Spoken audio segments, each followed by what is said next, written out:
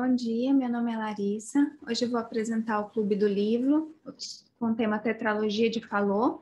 Essa apresentação é parte do programa de residência em cardiologia pediátrica da Cardioped Brasil, Centro do Coração da Criança. A tetralogia de Fallot, então, ela é um espectro de doenças que compartilham uma base anatômica comum, com uma apresentação e manejos variados dependente da anatomia da via de saída do ventrículo direito. A primeira descrição foi feita em 1671 por Stensen, que foi um dinamarquês que descreveu as primeiras alterações anatômicas que hoje a gente conhece como tetralogia de Fallot. Mas só em 1888, Arthur Fallot formalizou essas características que hoje definem a tetralogia, que foi denominado de tetralogia de Fallot, então com esse epônimo, por Maud Abbott, que foi uma médica canadense, em 1924. Qual que é a base anatômica, então, da tetralogia de Fallot? São 4 defeitos, que incluem a estenose subpulmonar, o defeito do septo ventricular, a destroposição da aorta e a hipertrofia do ventrículo direito, como a gente pode ver na imagem. A epidemiologia é responsável, então, por 7 a 10% dos casos de cardiopatia congênita, sendo a forma mais comum de cardiopatia congênita cianótica, com uma prevalência nos Estados Unidos de aproximadamente 4 a 5 para cada 10 mil nascidos vivos. Não apresenta dominância entre os sexos, então acontece de forma igual, tanto no sexo feminino quanto no masculino. A genética tem sido cada vez mais importante nas cardiopatias congênitas e na tetralogia de Fallot a gente consegue ver uma correlação entre a genética e essa doença, né? Então, aproximadamente 50% dos pacientes já tem alguma anomalia cromossômica detectada, 20% ocorre duplicação cromossômica ou microdeleção no locus 22q11.2, sendo 10 a 20% mutações em genes únicos identificados, e são diversos genes. Pode acontecer também nos pacientes com trissomia do cromossomo 21. Essa microdeleção do cromossomo 22q11 é uma normalidade que geralmente cursa com outras alterações mais graves, principalmente da vasculatura pulmonar, com malácia das vias aéreas e distúrbios neuropsiquiátricos. Então, além da cardiopatia congênita, ela cursa com outras anomalias que podem complicar esses pacientes, principalmente nas internações em UTI, com comprometimento dessas vias aéreas. Então, ela dita não só a cardiopatia congênita, mas o prognóstico desses pacientes. A síndrome de DiGeorge é uma síndrome que é considerada uma deleção mais significativa desse cromossomo Q2211, com anormalidades crâniofaciais, deficiências imunológicas, hipocalcemia, atraso neurocognitivo. Essa parte genética é importante não só por conta do prognóstico e de você acabar investigando essas outras malformações, mas também para aconselhamento genético. Então, um paciente com tetralogia de Fallot tem esse conhecimento hoje, né, a partir das pesquisas, que acomete a chance do paciente com tetralogia de Fallot ter um irmão que também foi acometido com cardiopatia congênita, ou que pode ser acometido com cardiopatia congênita, em 2 a 3% dos casos, não necessariamente tetralogia de Fallot, mas qualquer tipo de cardiopatia congênita. Na embriologia, ainda a normalidade exata da tetralogia de Fallot é desconhecida. O que é mais comumente aceito é que durante o desenvolvimento tem um desvio anterosuperior do septo infundibular, e isso resulta em um defeito do septo ventricular, com a aorta cavalgando esse septo e levando à obstrução da via de saída do ventrículo direito, e acredita-se que a hipertrofia seja só uma resposta secundária a essa obstrução da via de saída do ventrículo direito. Então, eu coloquei essa forma esquemática para a gente entender, né? Então, mais ou menos por volta da 4ª ou 5ª semana, tem o desenvolvimento desse septo aórtico pulmonar, que cresce, que é o que divide, né? É a aorta da pulmonar, e ele cresce em direção ao coxim endocárdico e ao septo muscular.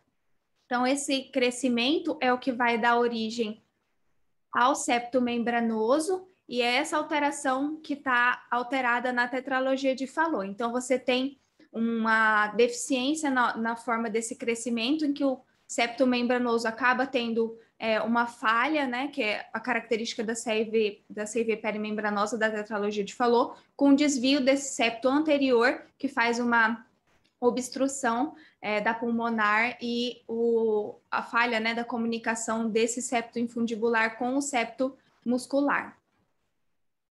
O defeito básico, então, da tetralogia de Fallot é o desvio antero-superior do septo infundibular. Nessa imagem à direita, a gente consegue ver, né, essa seta branca que indica esse septo infundibular que faz essa estenose e esse estreitamento aqui do septo da via de saída do ventrículo direito. Então, esse é o septo infundibular, essa é a via de saída do ventrículo direito, e você tem a subobstrução subpulmonar por conta do desvio desse septo que é mais anterior.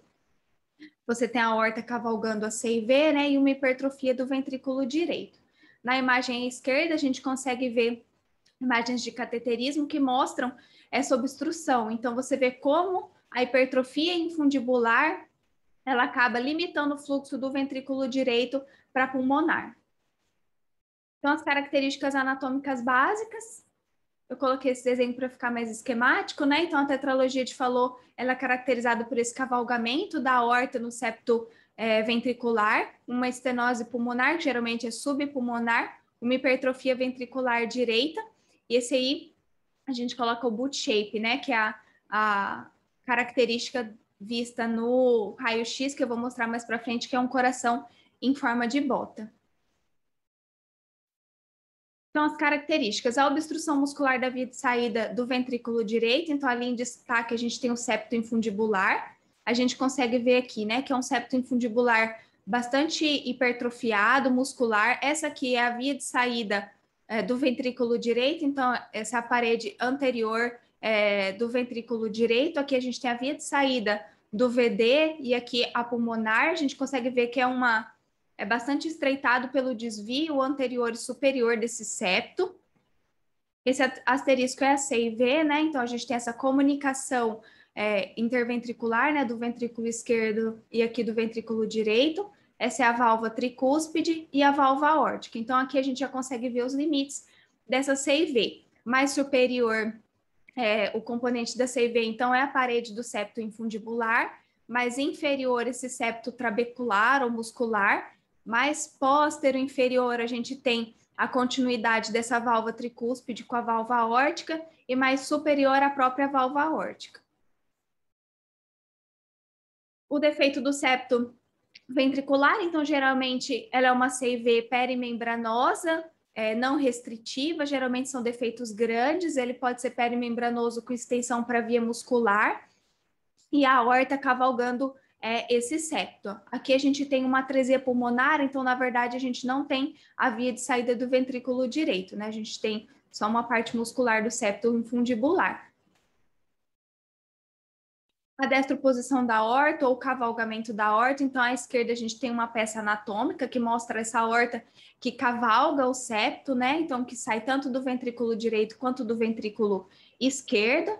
E na figura direita a gente pode ver essa mesma correlação anatômica, mas por um exame de imagem, né, pelo cateterismo, que a gente consegue ver a aorta. Esse asterisco é a CIV, né, o septo interventricular, o ventrículo esquerdo e o ventrículo direito.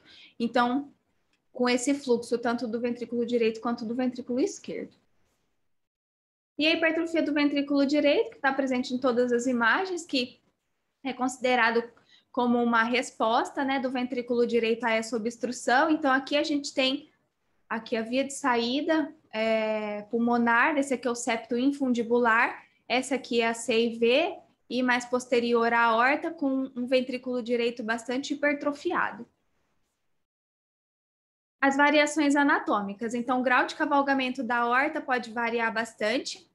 Algumas pessoas consideram que o cavalgamento da aorta com mais de 50% do septo interventricular seria considerada como uma dupla via de saída do ventrículo direito, e existem outras vertentes que não, que na verdade isso só indica o tipo de conexão ventrículo arterial. Então, como você tem o desvio do septo infundibular anterior, você não consideraria o cavalgamento da aorta como uma exclusão de tetralogia de Fallot, que significa que você pode ter tetralogia de Fallot com dupla via de saída de ventrículo direito. O tipo da CIV também pode ser pele membranosa, na maioria dos casos, mas também pode ter uma borda posterior muscular e ser de forma subarterial, como no falou do Oriente, como eu vou mostrar mais para frente. O grau de desenvolvimento e confluência das artérias pulmonares, o grau de estenose subpulmonar, a anomalia da origem coronária interventricular anterior ou descendente anterior como ramo da coronária direita e a genesia da válvula pulmonar e dilatação das artérias pulmonares centrais. Então, aqui a gente tem um cavalgamento da aorta. Essa seta em vermelho mostra, então, um septo interventricular, com essa aorta cavalgando esse septo.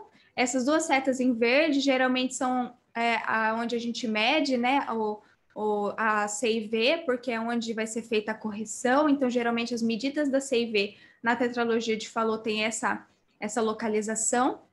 E essa seta em azul é a via de saída verdadeira, né? Então, a via de saída do ventrículo esquerdo. A CIV, então, pode ter uma borda posterior muscular, então, diferente daquelas imagens que eu mostrei anteriormente, em que a gente tem uma tricúspide que se comunica com a aorta, aqui a gente tem uma borda totalmente muscular. Isso ajuda principalmente na correção cirúrgica, né? Porque é onde vai ser feito esse fechamento dessa CIV. E com essa borda posterior muscular, você tem menos risco de lesão dos feixes de condução. Então, aqui a gente tem central a aorta, nessa localização, aqui a borda muscular, aqui a via de saída pulmonar e aqui um septo bastante fibroso. Na CIV subarterial, também chamada como falou do Oriente, você tem uma CIV que ela é tanto subaórtica quanto subpulmonar. Na diferença das outras nas outras imagens que eu mostrei, esse septo ele não é hipertrofiado, ele é um septo hipoplásico, mas ele tem esse desvio e ele acaba gerando estenose subpulmonar. Então, algumas pessoas consideram, como tetralogia te falou, mesmo sem hipertrofia importante do septo infundibular. Então, aqui a gente tem na imagem à esquerda uma peça anatômica, né, que mostra esse septo bastante hipoplásico, e na imagem à direita uma angiografia, né, mostrando o contraste que vai tanto para a aorta quanto para o tronco pulmonar, né? Então, uma CIV subaórtica e subpulmonar. O grau de desenvolvimento e confluência das artérias pulmonares, na maioria dos casos, a tetralogia de Fallot tem artérias pulmonares de bom calibre, mas em alguns casos essas artérias podem ser hipoplásicas, como na figura, em que a gente tem as artérias pulmonares direita e esquerda com calibre bastante reduzido. Isso compromete principalmente na decisão cirúrgica. Pode ter ainda, né, o que a gente chama da forma mais grave de tetralogia de Fallot, que seria a tetralogia de Fallot com atresia pulmonar. Então, nessa figura A, a gente tem uma tetralogia de Fallot com essa estenose pulmonar, e na figura B, uma atresia pulmonar. Então, você tem uma vasculatura pulmonar que é dependente principalmente das colaterais, de artérias colaterais, que são geralmente ramos da aorta descendente. O grau de estenose subpulmonar também pode variar, né, de um infundíbulo mínimo até um infundíbulo com comprimento maior, ou variados graus de hipoplasia desse tronco pulmonar e desse infundíbulo muscular. A anomalia de origem da artéria coronária interventricular anterior, então isso é importante principalmente para a correção cirúrgica, porque quando a artéria descendente anterior ou interventricular anterior ela é ramo da coronária direita, ela cruza o tronco pulmonar. Então, você tem uma artéria coronária que cruza aonde geralmente o cirurgião vai usar, né, para fazer a ventriculotomia para liberação da via de saída do ventrículo direito. Então, é importante você ter essa informação para programação cirúrgica, porque você pode, de forma inadvertida, acabar lesionando essa coronária. Então, aqui a gente tem a aorta, a artéria coronária direita, que dá a interventricular anterior, né, ou descendente anterior, que cruza exatamente na frente, né, desse tronco pulmonar. A agenesia da válvula pulmonar e dilatação das artérias pulmonares não é tão comum, mais ou menos 3 a 6% dos pacientes têm essa anomalia. Aqui a gente pode ver na figura à esquerda, né, você não tem as válvulas pulmonares, né, então você não tem o desenvolvimento das semilunares, sons brotos. Isso acarreta, na verdade, principalmente uma dilatação, até uma dilatação aneurismática dos ramos pulmonares. A gente consegue ver aqui nessa imagem uns ramos pulmonares bastante dilatados, isso compromete principalmente as vias aéreas, né? Então, você pode ter dificuldade de ventilação desses pacientes por conta da dilatação desses ramos pulmonares. Anomalias cardíacas associadas, aproximadamente 40% dos pacientes com tetralogia de Fallot tem algum tipo de anomalia associada, e cerca de 20% dos pacientes têm um arco aórtico à direita, um canal arterial patente, outros defeitos ventriculares múltiplos e defeitos do septo átrio ventricular também pode estar associados, principalmente pacientes, por exemplo, com trissomia do 21.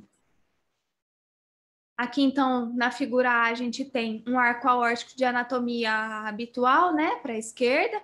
A gente tem também a persistência da cava superior esquerda. Já na figura B, a gente tem um arco aórtico, então, que vai à direita. A gente tem também um tronco bracocefálico em espelho, né? Então, um tronco bracocefálico à direita e à esquerda com ramos dessa aorta. Isso é um achado bastante comum nos pacientes com tetralogia de Fallot, né? Esse arco aórtico à direita. Então, aqui a gente tem um esquema mais para exemplificar a fisiopatologia, né? Então, esse é o coração que a gente está acostumado a desenhar, né? Com os átrios, os ventrículos e as vias de saída. Mas a gente tem um desenho mais esquemático para a gente conseguir entender quais são as alterações na tetralogia de Fallot. Então, na tetralogia de Fallot, a gente tem, então, como base, né? Esse estreitamento da via de saída do ventrículo direito com essa estenose pulmonar, um sangue pouco oxigenado tem dificuldade de passar por essa obstrução.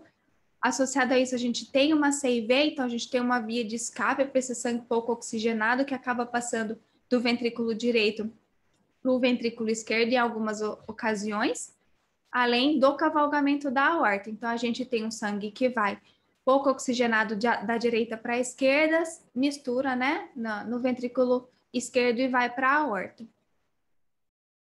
As manifestações clínicas, então, dependem do grau dessa obstrução da via de saída do ventrículo direito, com a presença de uma CIV não restritiva, do grau de desequilíbrio ao nível dos ventrículos e de outras lesões associadas. Eu defini, então, para facilitar, né, a gente conseguir entender quais são essas manifestações clínicas de acordo com a obstrução da via de saída do ventrículo direito, que pode ser mínima, moderada e importante, na importante incluindo os pacientes com atresia pulmonar.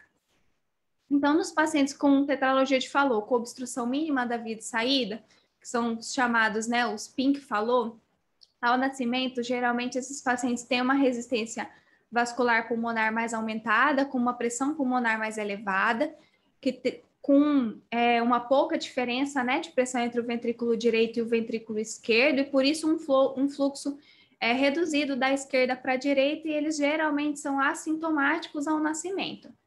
O que acontece por volta de 4 a 6 semanas é que a resistência vascular pulmonar vai reduzindo. Como essa CIV não é restritiva, a estenose pulmonar, né, ou subpulmonar não é significativa, aumenta a diferença de pressão entre o ventrículo direito e o ventrículo esquerdo, acaba por aumentar o fluxo, né, da esquerda para a direita, e esses pacientes têm sintomas de hiperfluxo como sintomas de uma CIV grande. Já os pacientes com obstrução moderada da via de saída do ventrículo direito, ao nascimento, eles têm uma obstrução subpulmonar moderada, né? Então, com uma pressão similar de ventrículo direito e ventrículo esquerdo, com o fluxo que se mantém equilibrado. O que acontece nesses pacientes é cianose aos esforços. Então, quando o paciente tem, principalmente nos lactentes, né, para mamar ou choro intenso, acaba tendo esses períodos de cianose. Por volta de 6 a 18 meses de vida, vai se acentuando a hipertrofia infundibular, como estenose subpulmonar mais importante, o que eleva a pressão do ventrículo direito e acaba aumentando o fluxo da direita para a esquerda. Então, esses pacientes vão ficando progressivamente mais cianóticos. Então, um paciente que tinha cianose aos esforços, cada vez mais vai apresentando cianose progressiva até o repouso. E nos pacientes com obstrução importante da via de saída do ventrículo direito, né? então com obstrução subpulmonar ou pulmonar importante, ou os pacientes com atresia pulmonar, você acaba tendo um fluxo que geralmente é dependente do canal arterial ou de colaterais, então é o fluxo da aorta para as artérias pulmonares, e os sintomas dependem principalmente desse fluxo pulmonar. Então, quanto maior a saturação de oxigênio, maior essa relação de QPQS, então quer dizer que o pulmão recebe mais fluxo, e quanto menor sugere um QPQS mais reduzido. Então, saturação maior que 85 sugere um QPQS de 2:1 e saturações por volta de 70%, um QPQS de 1:1 ou menos. As manifestações clínicas, então, são geralmente cansaço, dificuldades mamadas e baixo ganho de peso. A cianose pode ser intermitente no início, com piora ao choro e aos esforços, ou durante a alimentação, no caso dos recém-nascidos, né, durante a alimentação no seio materno. E a característica é uma cianose central, que na verdade ocorre por aumento da hemoglobina reduzida, né, mais do que 5 gramas para cada 100 ml nos capilares sanguíneos, o que significa que quanto mais anêmica a criança, mais vai demorar para aparecer essa cianose central, que é vista principalmente na mucosa oral e na ponta dos dedos.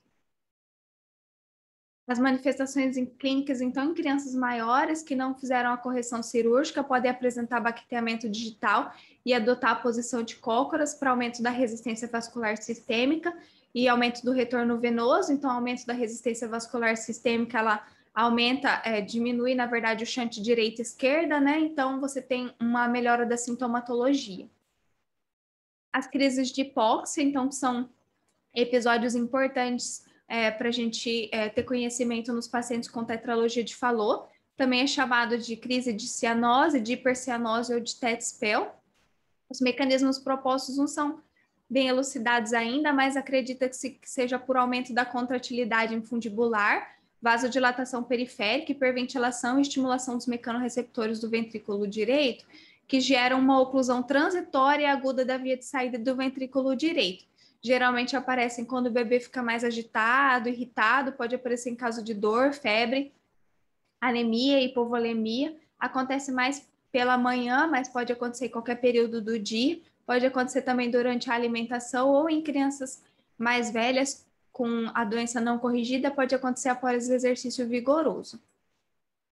Eles são caracterizados, então, por um paciente com hiperpneia, irritabilidade, inconsolabilidade, uma cianose cada vez mais progressiva e grave, acontece em lactentes, na maioria das vezes, né, com pico de incidência entre 2 e 4 meses. Durante o episódio, pode ter diminuição da intensidade do sopro. Não tem relação com o grau de cianose em repouso, então, pacientes que mantêm uma saturação basal não tão baixa podem ter uma crise de hipóxia, assim como pacientes que já são que tem uma saturação basal mais baixa mesmo em repouso. Então, isso não quer dizer que a criança satura melhor, que ela tem menos risco de ter crise de hipóxia. Embora alguns episódios resolvam espontaneamente, essas crises, principalmente quando prolongadas, podem levar à perda de consciência, crise convulsiva e até parada cardiorrespiratória. Então, uma intervenção imediata é essencial. Elas devem ser encaminhadas, então, para intervenção cirúrgica para evitar a recorrência desses episódios que são potencialmente fatais. No exame físico, então, a gente tem geralmente uma propulsão do ventrículo direito ao longo da borda external esquerda, com frêmito sistólico em até 50% dos pacientes. O sopro da tetralogia de Fallot, ele é por obstrução da via de saída do ventrículo direito, então, um sopro semelhante a uma estenose pulmonar, com sopro sistólico ejetivo de grau 3 a 5, geralmente audível ao longo da borda external esquerda média alta, pode irradiar para o dorso. Quanto mais severa a obstrução, mais curto e mais suave esse sopro, porque diferente da estenose pulmonar, você tem uma CIV, então quanto mais esse fluxo é obstruído, mais você chanta direita e esquerda, então menos fluxo você passa por essa obstrução e por isso o sopro é menor. Por isso que eu falei anteriormente, né, que nas crises de hipóxia, geralmente os sopros ficam mais baixos. O sopro sistólico, então, ele pode ter um caráter semelhante a um regurgitativo, né, da CIV, o que confunde, às vezes, durante o exame físico. Então, o sopro característico é da obstrução, mas quanto menor esse sopro, ele pode acabar tendo uma característica mais regurgitativa e confundir com um sopro de CIV. Nos casos mais severos, pode ter um clique de ejeção da aorta por conta da sua dilatação, e geralmente a B2 é única porque o componente pulmonar ele é bastante suave. No raio-x de tórax, então, a gente tem um coração característico em forma de bota. Isso acontece porque o arco pulmonar ele é escavado. Além disso, a gente tem uma oligoemia pulmonar, um ápice cardíaco mais elevado e uma aorta mais alargada. Então, todas essas características na tetralogia de Fallot acabam gerando esse coração, né? Que a gente considera como em forma de bota, né? O boot shape. No eletrocardiograma, você tem um desvio do eixo para a direita, em geral, entre mais 120 e mais 150. Na forma cianótica, o eixo do QRS pode ser normal. Acontece de forma comum, né? Sinais de sobrecarga do ventrículo direito. Pode acontecer sobrecarga biventricular, principalmente na tetralogia de Fallot cianótica, e a sobrecarga atrial direita também pode estar presente. Então, aqui a gente tem, né, o desvio do eixo do QRS com D1 negativo e um AVF positivo, quase ISO em D2, né? Então, o eixo aproximadamente mais 150, né? As ondas P proeminentes em V1, né? Então, isso indica uma sobrecarga atrial direita, que também é comum na tetralogia de Fallot. E a sobrecarga ventricular direita, então, com o padrão RS em V1, com aumento da amplitude da onda R, e um R de V1 com S de V6 mais do que 10,5 milímetros, e esse padrão de R mais aumentado, né, em V5 e V6. No ecocardiograma, você avalia principalmente as características básicas e a repercussão anatômica dos defeitos, sendo a localização, o número de defeitos septais, anomalia e a gravidade da obstrução da via de saída do ventrículo direito, as anomalias de coronária e anatomia do arco aórtico e a presença de outras anomalias associadas. Então, aqui a gente tem um paraesternal eixo curto, a gente consegue ver, então, o átrio direito, o ventrículo direito e a via de saída pulmonar com uma obstrução importante do fluxo da via de saída do ventrículo direito, né? Aqui o tronco pulmonar e os ramos pulmonares. Então, a gente tem a aorta mais central e a gente consegue ver essa via de saída que tem essa obstrução importante, né? Principalmente subpulmonar. No paraesternal eixo longo, a gente consegue ver principalmente, então, o cavalgamento da aorta, né? Então, aqui a gente tem a aorta, aqui o septo interventricular, essa aorta, então, que cavalga o septo interventricular. A gente consegue ver também uma hipertrofia importante do ventrículo direito. No apical 5 câmaras, a gente consegue ver também esse cavalgamento da aorta e esse fluxo que vai tanto do ventrículo direito quanto do ventrículo esquerdo para essa aorta. No subcostal, a gente consegue avaliar, então, com melhor definição, esse desvio antero-superior do septo, né? Então, aqui a gente tem a aorta, aqui o septo infundibular, e esse septo infundibular com esse desvio antero-superior, que faz uma obstrução subpulmonar. Então, aqui é o ventrículo direito, aqui é a via de saída do ventrículo direito, as artérias pulmonares, com esse desvio do septo que obstrui essa via de saída. Então, a gente tem uma obstrução importante do fluxo por esse desvio do septo anterosuperior, que é o que é característico da tetralogia de Fallot. Aqui a gente tem um supraesternal, só para mostrar, né, a confluência das artérias pulmonares, que na verdade é o mais comum. Geralmente a tetralogia de Fallot tem artérias pulmonares com um calibre bom e confluentes. Na história natural, então, sem abordagem cirúrgica, esses pacientes com obstrução da via de saída grave, dependente de canal, morrem nos primeiros dias de vida. Metade dos pacientes morrem nos primeiros anos de vida. Os pacientes com tetralogia de Fallot acianótica vão se tornando cada vez mais cianóticos, e os pacientes que já são cianóticos vão ficando ainda mais cianóticos por conta dessa estenose infundibular que vai se agravando. A polistemia se desenvolve secundária à hipóxia.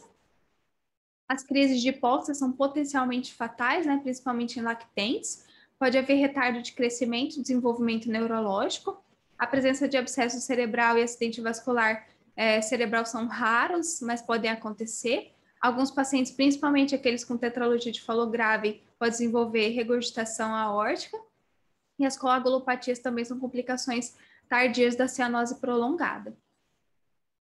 No manejo clínico, nos neonatos, a obstrução dessa via de saída grave, principalmente nos pacientes com atresia pulmonar, pode ser necessário o uso de prostaglandina intravenosa, como o Prostadio ou Prostin, para manter a patência ductal e o fluxo pulmonar.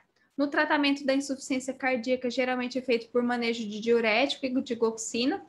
Não se usa, como comumente nos outros tratamentos de insuficiência cardíaca, os vasodilatadores, como o captopril, porque a diminuição da resistência vascular sistêmica aumenta o shunt da direita para a esquerda e, portanto, piora os sintomas. O tratamento de suporte para infecções também se faz necessário. No manejo clínico, então, da crise de hipóxia. Geralmente, esses pacientes, né, estão bastante irritados, então a gente costuma manter eles numa posição de joelho tórax, administrar oxigênio, administração de fluidos, né, então soro fisiológico, uma expansão do soro fisiológico de 10 a 20 ml por quilo. Para diminuir a hiperpneia, a gente costuma usar morfina, que pode ser feita intramuscular, endovenosa ou subcutânea, numa dose de 0,1 a 0,2 miligramas por quilo dose. Pode ser usado também o fentanil ou midazolam, que foram descritos em pacientes com acesso venoso difícil, então, por exemplo, intranasal. Pode ser usada como alternativa ainda a ketamina na dose de 1 a 3 miligramas por quilo, administrada por via intravenosa durante 60 segundos. A acidose nesses pacientes deve ser tratada com bicarbonato, 1 mEq por quilo. A mesma dose pode ser repetida a cada 10 a 15 minutos. Se nenhuma dessas medidas tiver resposta, pode ser usado o beta-bloqueador intravenoso, então geralmente o propanolol, 0,1 miligramas por quilo, ou o esmolol na mesma dose. Se essas doses individuais forem ineficazes, pode ser iniciada uma infusão contínua, principalmente o mais usado é o esmolol. Se a terapia com beta-bloqueador, mesmo assim, for insuficiente, pode ser administrada a fenilefrina endovenosa, na dose de 5 a 20 microgramas por quilo, seguida de infusão contínua. Se todas essas medidas falharem, então é necessário um reparo cirúrgico completo ou um shunt aórtico pulmonar de emergência. Então, aqui é só um esquema, né, para a gente recordar. Então, as medidas iniciais de oxigênio-terapia e a posição do joelho no tórax são medidas que a gente pode fazer rapidamente, seguidas da correção da acidose, então, com bicarbonato e da administração de morfina e fentanil. A morfina, ela geralmente reduz a hiperpneia, além de acalmar a criança, né? Então, a gente pode considerar também o uso da ketamina, do propanolol. O propanolol, reduzindo a frequência cardíaca, ele reduz a obstrução dinâmica, né, desse ventrículo direito. E, se nada disso responder, a fenilefrina, que aumenta a resistência vascular sistêmica. No manejo cirúrgico, a cirurgia é realizada eletivamente no primeiro ano de vida. Os pacientes que não têm obstrução grave geralmente vão para a cirurgia eletiva por volta de 3 a 4 meses, até 6 meses, dependendo do serviço. Os pacientes com obstrução da via de saída do ventrículo direito grave ou aqueles que dependem de canal arterial, pode exigir uma intervenção cirúrgica mais precoce no período neonatal, e aí esses pacientes têm duas opções. Ou eles vão para o reparo primário antecipado, ou eles fazem um procedimento paliativo inicial no período neonatal, seguido por um reparo completo posterior de forma eletiva. A intervenção paliativa, então, nesses pacientes, geralmente são considerados nos pacientes com obstrução severa, em pacientes muito prematuros, com peso inferior a 2,5 kg, mas isso também varia de serviço. Em pacientes com crise de hipóxia grave, que foram refratárias ao uso de medicação. Em pacientes com anatomia coronária, que complica o reparo completo no período neonatal, e nos pacientes com hipoplasia de ramos pulmonares que não toleram reparo biventricular. Então, aqui a gente tem, né, uma forma de cirurgia paliativa nesses pacientes.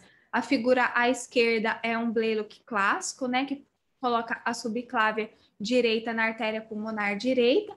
E a figura B, né, à esquerda, é o que a gente usa comumente, né, que é um tubo sintético que liga a subclávia à artéria pulmonar, pode ser feito tanto à direita quanto à esquerda. Alguns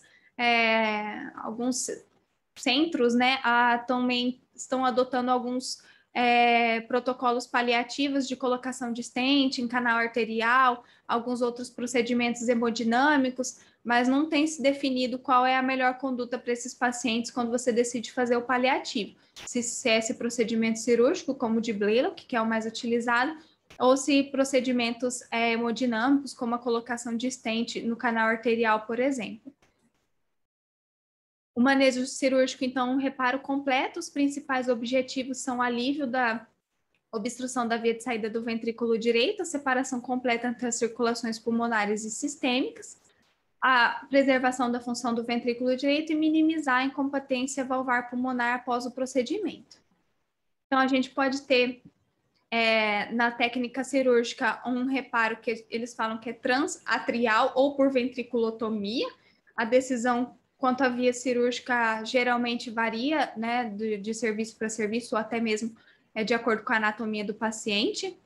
Nessa figura, a gente tem uma secção transatrial, que a gente vê aqui a obstrução da via de saída do ventrículo direito, que é onde o cirurgião vai ressecar, né? Então, ela faz a ressecção desse septo infundibular e dessas bandas musculares que obstruem a via de saída do ventrículo direito. Ele fecha a CIV com um PET, né? Então, a aorta está aqui, mas cavalgando o septo, né? Então, a gente fecha essa CIV com o PET e a aorta é posicionada para o ventrículo esquerdo. É feita também, geralmente, uma abertura desse tronco pulmonar para avaliação da válvula. Pode ser feita uma comisturotomia, como aqui na figura, né? Que tem uma válvula pulmonar bivalvulada. Ou pode ser necessária ampliação com um PET, que pode ser colocado só na artéria pulmonar, pode ser um PET na artéria pulmonar e na região do infundíbulo, ou até um PET transanular. Isso vai depender do grau de obstrução, geralmente é decidido, né, no ato cirúrgico, dependendo dos gradientes do que foi encontrado durante a cirurgia, né, da necessidade de alívio dessa obstrução da via de saída do ventrículo direito. Nos casos dos pacientes com tetralogia de Fallot e atresia pulmonar, na verdade, eles são até mais semelhantes à atresia pulmonar com CIV do que a tetralogia de Fallot, mas pode ser feito o que eles chamam de unifocalização, né, que é você canalizar essas colaterais, em colocar um PET central e colocar um conduto do ventrículo direito para esse local onde você canalizou essas colaterais, na tentativa de fazer uma correção biventricular. Quando não é possível, esses pacientes às vezes precisam ir para correções univentriculares ou até uma abordagem por paliativo, né? Então, com procedimento paliativo sem possibilidade de correção cirúrgica total. As principais complicações, então, nas arritmias, a mais comum é a taquicardia juncional ectópica, em 5 a 14% dos neonatos e das crianças que já fizeram cirurgia, então é no pós-operatório da tetralogia de Fallot. Os pacientes mais jovens, e acomete os pacientes mais jovens nas primeiras 24 a 72 horas. Alguns estudos mostram a prevenção desses episódios usando magnésio, amiodarona ou Precedex.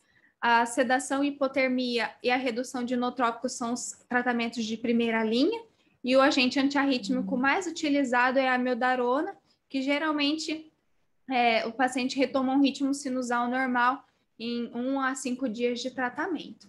Ainda não tem uma definição de por quanto tempo se mantém esses antiarrítmicos, mas em geral esses pacientes retomam o ritmo sinusal normal e reduzem, né, esses sintomas de baixo débito por conta da taquicardia juncional, que é a principal alteração desses pacientes, é o baixo débito por taquicardia juncional, e aí você consegue reverter usando essas medidas.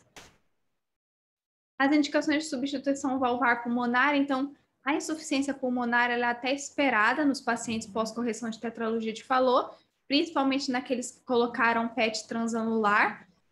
A gente tem algumas indicações aqui de substituição dessa válvula pulmonar, mas existem outras, eu coloquei só as que geralmente são mais comuns. Então, nos pacientes que são sintomáticos, com dilatação importante do VD com ou sem disfunção, nos pacientes que são assintomáticos, mas que estão com uma dilatação progressiva do ventrículo direito, com disfunção sistólica e diminuição da tolerância ao exercício, nos pacientes assintomáticos ou sintomáticos com lesões residuais associadas, que são hemodinamicamente significativas, e nos pacientes com arritmia ventricular grave, associado à dilatação desse ventrículo direito, né? Então, a própria dilatação do ventrículo, ele é arritmogênica, ele acaba gerando um substrato maior para arritmia ventricular, então por isso esses pacientes são elegíveis para substituição valvar pulmonar. No segmento pós-operatório, geralmente o retorno clínico é a cada 6 a 12 meses, a profilaxia de endocardite, conforme as indicações, principalmente do American Heart Association, as medicações no caso de lesão residual, ecocardiografia uma vez por ano até os 10 anos e a cada 2 anos nos pacientes adultos, eletrocardiograma anual e Holter a cada 3 a 4 anos. Hoje em dia tem sido utilizado também de forma mais comum a ressonância cardíaca, principalmente nos pacientes adultos, para avaliação do ventrículo direito, né, de volume, e o teste ergométrico em adolescentes e adultos a cada 3 anos. Essas são as minhas referências. Obrigada.